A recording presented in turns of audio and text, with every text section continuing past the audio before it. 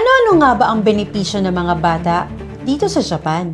Hindi lang yan pera, kundi full support mula pagkabuntis hanggang paglaki. At may mga dagdag pang tulong, depende kung saan ka nakatira.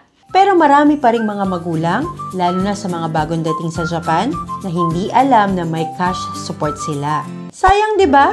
May ilang mga benepisyo pa naman na hindi automatic. Kailangan mo talaga mag-apply sa City Hall. Unang-una, may national benefits para sa mga bata. Childbirth lump sum. 500,000 yen kahit foreigner ka. Basta may health insurance. Child allowance o Jido Teyate.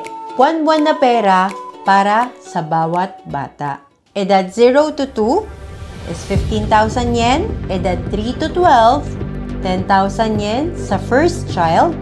At sa second child naman, edad 3 to 12 na first and second child is 10,000 yen. 30,000 yen naman sa third child, kahit 3 to 12 years old. Basta pangatlong anak. At simula 13 to 18 years old, meron pa ring 10,000 yen. Simula noong October 2024, wala na pong income limit. Lahat makakatanggap. Pero may mga dagdag benepisyo pa to, depende sa munisipyo ninyo. Saitama City, meron silang tinatawag na Papa Mama Support Gift. 50,000 yen habang buntis at 50,000 yen pagkapanganak.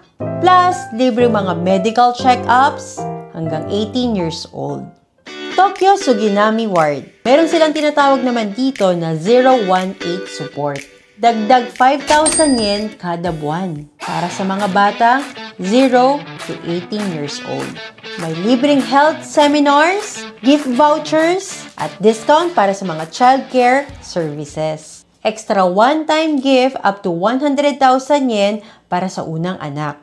Plus support para sa mga single mothers. Subsidy for diapers and milk for babies up to 1 year old.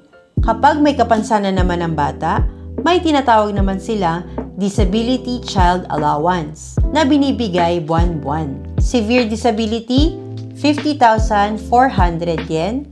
Moderate Disability, 33,570 yen.